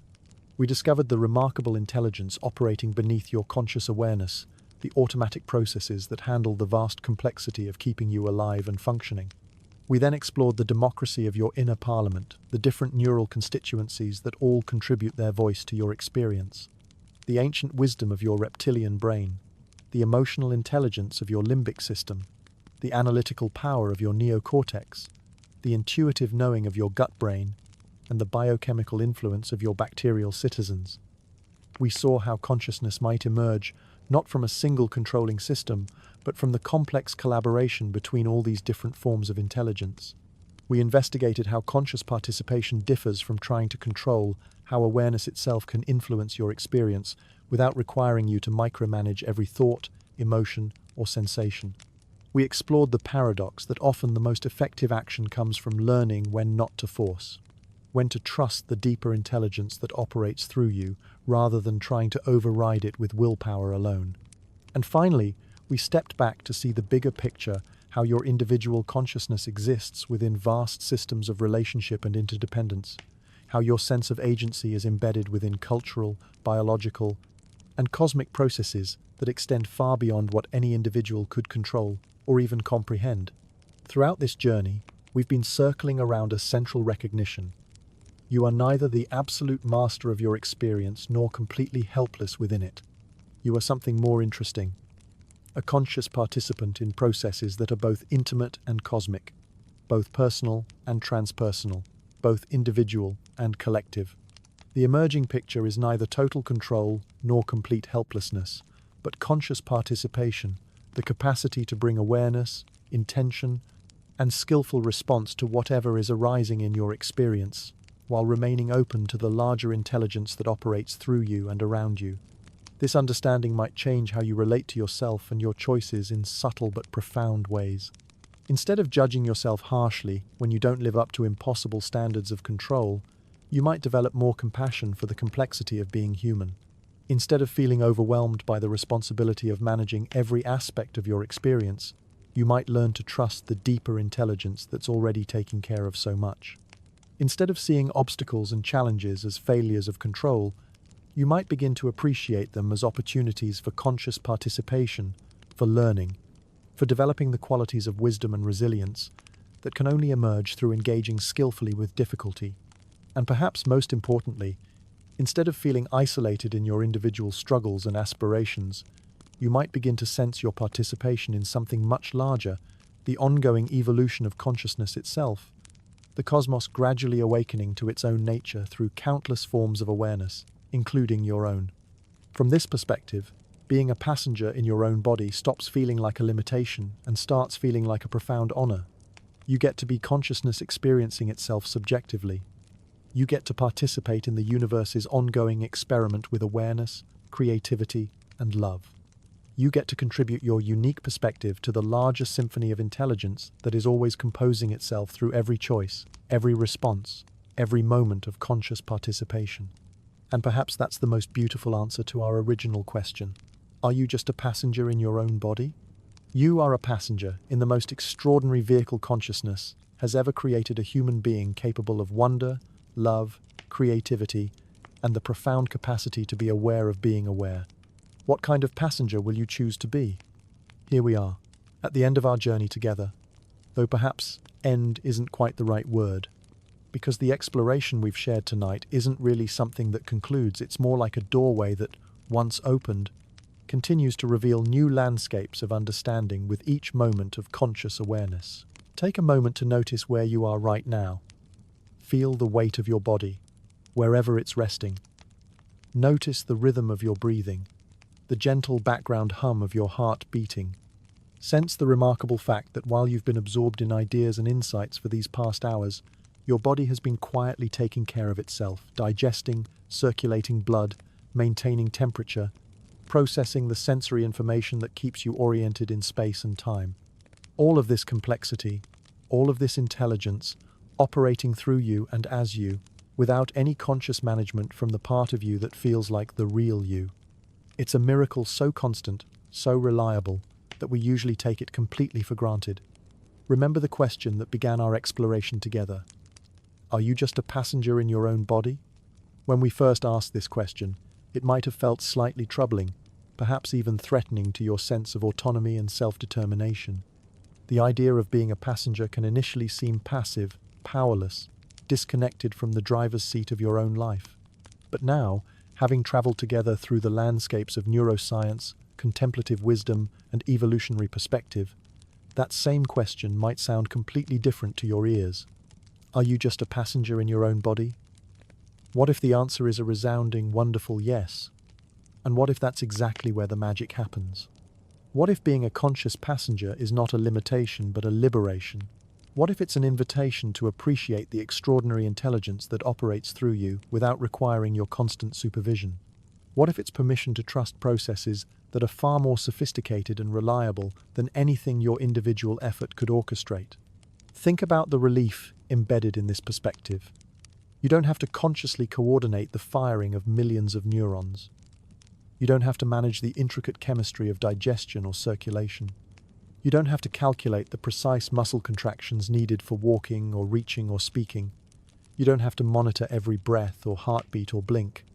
Here we are, at the end of our journey together, though perhaps end isn't quite the right word.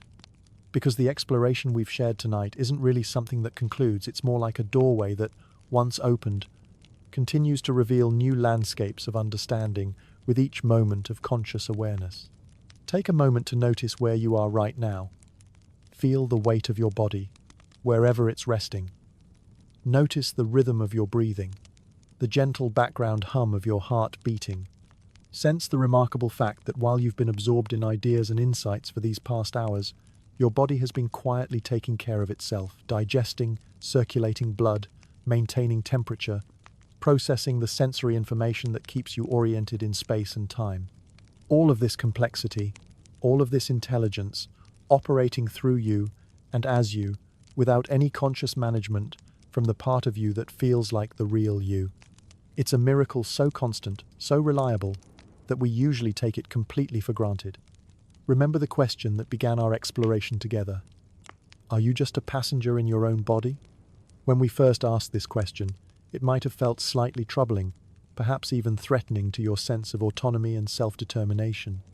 The idea of being a passenger can initially seem passive, powerless, disconnected from the driver's seat of your own life. But now, having traveled together through the landscapes of neuroscience, contemplative wisdom, and evolutionary perspective, that same question might sound completely different to your ears. Are you just a passenger in your own body? What if the answer is a resounding, wonderful yes? And what if that's exactly where the magic happens?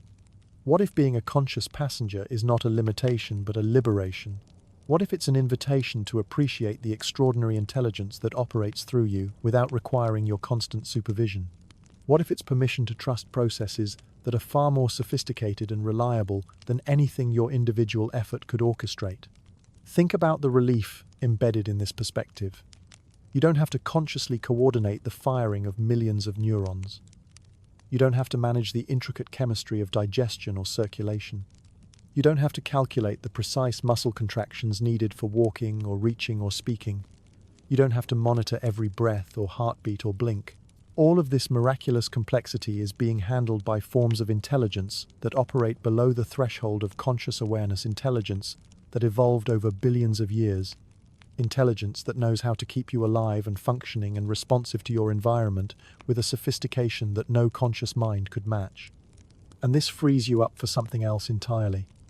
It frees you up to wonder, to appreciate, to love, to create, to connect, to ask the big questions about meaning and purpose and beauty. It frees you up to be present with whatever is arising in your experience, to respond with awareness and intention to the choices and opportunities that actually require conscious participation. Being a conscious passenger means you get to enjoy the journey without the exhausting illusion that you have to control every aspect of the terrain you're traveling through. You get to influence the direction while trusting that there's a deeper intelligence in your neural democracy, in your relationships, in the larger systems you're part of that can handle complexities beyond what your individual consciousness could manage. And there's something profoundly empowering about this perspective, isn't there? When you're not trying to be the dictatorial manager of every aspect of your experience, you have more energy available for the kinds of conscious participation that actually make a difference. When you're not defending the illusion of total control, you can be more curious, more responsive, more present with whatever is actually happening. This is the gentle revolution, not a dramatic overthrow of old ways of thinking, but a gradual, compassionate shift in how you relate to yourself and your experience.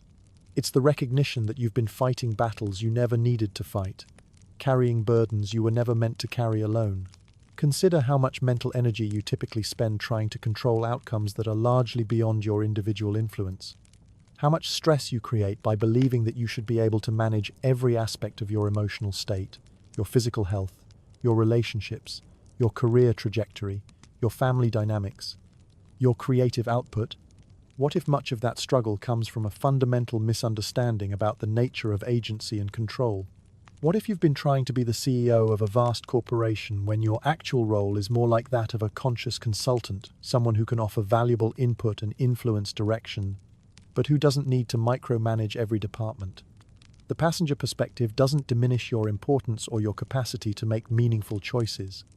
Instead, it places those choices within a more accurate context as part of a vast, collaborative intelligence that includes your conscious awareness but extends far beyond it.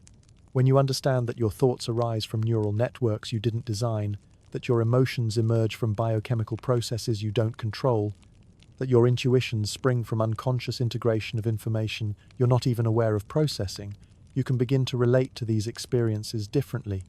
Instead of taking full credit when things go well, or full blame when they don't, you can appreciate the complex collaborative process that generates all experience. You can be grateful for insights without claiming to have manufactured them. You can learn from mistakes without personalizing them as fundamental character flaws.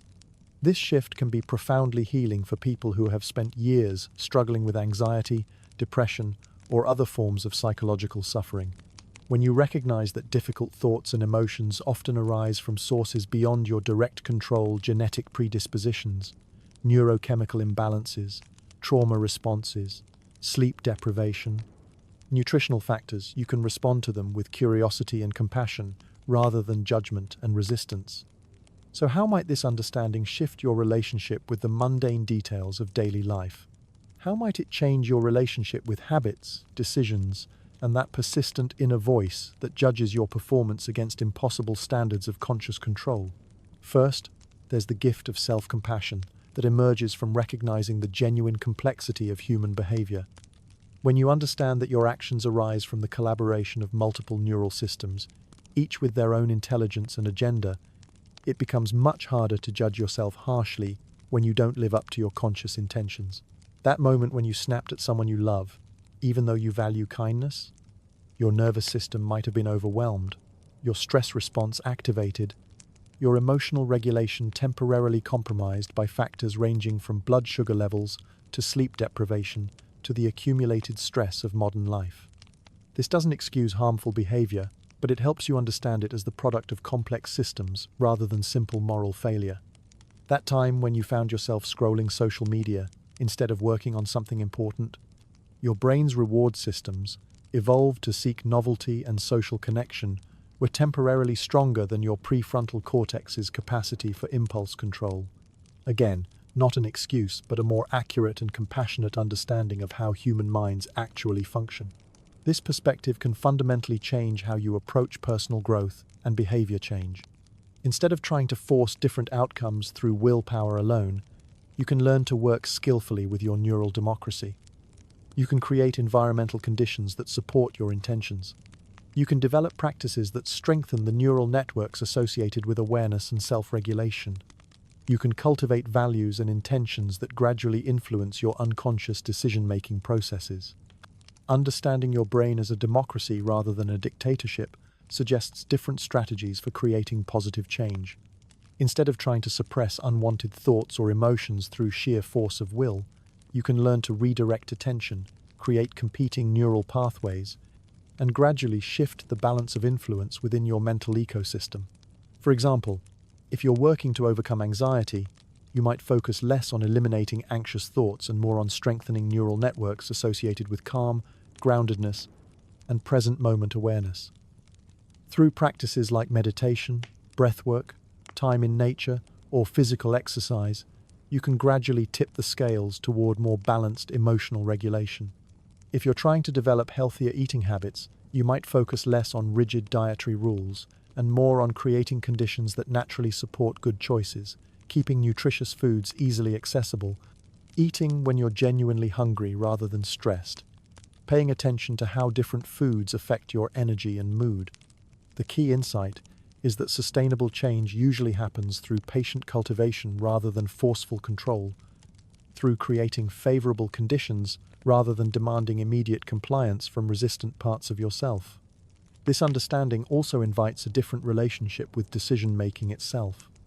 Instead of agonizing over every choice as if your conscious mind needs to calculate all possible variables and outcomes, you can learn to gather relevant information, clarify your values, and then trust your deeper intelligence to integrate all of this into wise action. You can learn to recognize the difference between decisions that require careful, conscious analysis and those that are better made through intuitive knowing. You can develop confidence in your body's wisdom, your emotional intelligence, your unconscious processing capacity. Some decisions, like complex financial planning or analyzing research data, benefit from systematic conscious analysis. But other choices, like sensing whether you trust someone, knowing when you need rest, recognizing what creative project calls to you, often arise more clearly from intuitive knowing than from rational calculation. The passenger perspective helps you appreciate both kinds of intelligence without trying to force one to do the work that the other is better suited for. And perhaps most liberating of all, you can give yourself permission to be human, to be the beautifully imperfect collaboration between conscious and unconscious processes that you actually are, rather than the impossible ideal of perfect conscious control that no one has ever achieved. This permission extends to every aspect of your experience. You can have emotions without having to justify them or immediately fix them. You can have preferences without having to explain them rationally. You can have intuitions without having to prove them scientifically. You can have creative impulses without having to understand where they come from. You can also have difficult days without interpreting them as personal failures. You can have periods of low energy, confusion, or emotional turbulence without assuming something is fundamentally wrong with you. You can recognize these experiences as part of the natural rhythms and fluctuations of a complex, dynamic system. But perhaps most importantly, you can approach this work with patience and kindness rather than judgment and force. You can recognize that meaningful change usually happens gradually, through consistent practice and gentle persistence rather than dramatic acts of will. As we prepare to part ways for now, I want to acknowledge the privilege we've shared in this exploration. Not everyone gets to spend hours contemplating the nature of consciousness, the mystery of agency, the profound questions about what it means to be a human being navigating existence in a complex universe. The very fact that you can reflect on your own mind, that you can be aware of being aware, that you can ask questions about the relationship between consciousness and control. This is an extraordinary capacity that represents the current frontier of billions of years of evolutionary development. Thank you for bringing your curiosity, your attention, your willingness to sit with uncertainty and complexity. Thank you for joining me in this exploration of what it means to be conscious passengers in these remarkable vehicles we call human bodies. As you transition from listening to whatever comes next in your evening, whether that's sleep or quiet reflection or gentle conversation with someone you love, I want to encourage you to rest in the mystery rather than feeling like you need to solve it. You don't need to figure out consciousness to benefit from being conscious. You don't need to understand the neural basis of free will to make meaningful choices. You don't need to comprehend the full complexity of your inner democracy to participate skillfully in your own life. What you can do is appreciate the remarkable fact that you are awareness, aware of itself, embedded in a body that dreams and thinks and feels and navigates this universe with a sophistication that surpasses our greatest technologies. You can marvel at the collaboration between all the different forms of intelligence that contribute to your experience, from the ancient wisdom of your survival systems to the creative capacity of your imagination. You can recognize that your individual consciousness is both intimate and cosmic, both uniquely yours and part of something much larger than any individual perspective could encompass. You can trust that your capacity for awareness, for love, for wonder, for conscious participation in your own existence is exactly what this moment in the evolution of consciousness looks like. And you can be gentle with yourself as you continue to learn what it means to be human, to be conscious, to be a temporary expression of the universe experiencing itself subjectively through your particular configuration of matter and energy and awareness. Tomorrow, you'll wake into another day of countless opportunities to practice this gentle revolution. Each moment of choosing presence over distraction, kindness over judgment, curiosity over certainty, is a small act of conscious participation in the larger evolution of awareness itself. You'll have chances to notice when you're fighting against the natural rhythms of your energy and when you're flowing with them. You'll have opportunities to practice trusting your intuitive knowing and to appreciate the intelligence that operates through your body without your conscious direction. In these final moments together, let me leave you with one last invitation to wonder. Right now, as you rest in whatever space holds you, you are an impossibly complex arrangement of atoms that was forged in the nuclear furnaces of ancient stars. The calcium in your bones, the iron in your blood, the oxygen you're breathing, all of it was created in stellar explosions that occurred billions of years ago. You are literally made of stardust that has somehow learned to think, to feel, to reflect on its own existence. You are the cosmos becoming conscious of itself, the universe developing the capacity for self-awareness through this temporary but magnificent form we call human consciousness. Every thought you think, every emotion you feel, every moment of awareness you experience represents the leading edge of a 4 billion-year experiment in consciousness, exploring its own nature. You are not separate from this cosmic process, you are this process, temporarily organized into the particular pattern of intelligence and awareness that you recognize as yourself. And the question of whether you're in control of this process becomes less important than the profound privilege of being able to participate in it consciously, to experience it from the inside, to be the universe's way of knowing itself through your unique perspective.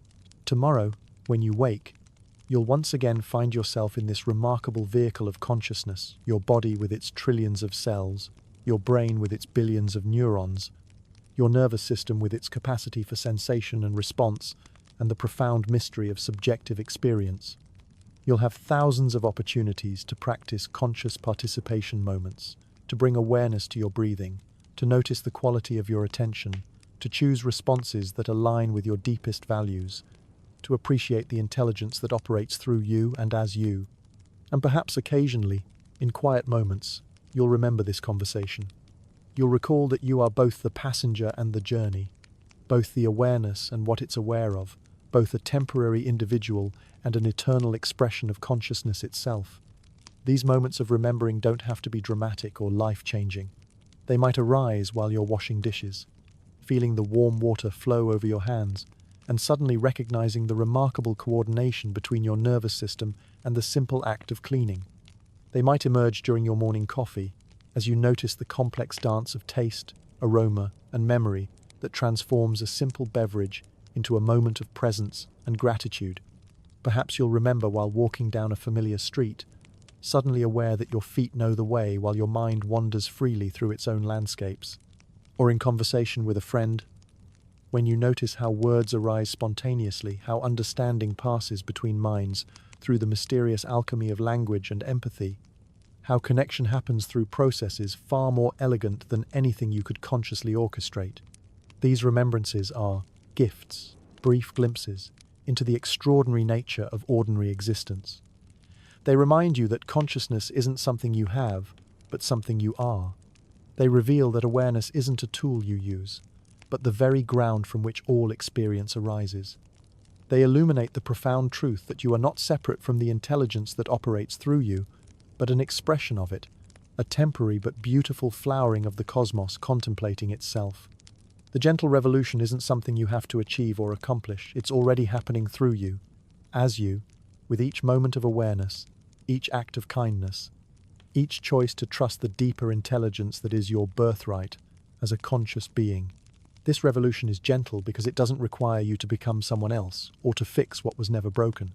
It asks only that you recognize what has always been true, that you are already whole, already perfect in your imperfection, already participating in the grand experiment of consciousness, exploring its own nature through countless forms and perspectives. Every time you choose presence over distraction, you're part of this revolution. Every moment you respond with curiosity instead of judgment, you're contributing to consciousness becoming more aware of itself. Every instance when you offer compassion to yourself or others, you're helping the universe understand its own capacity for love.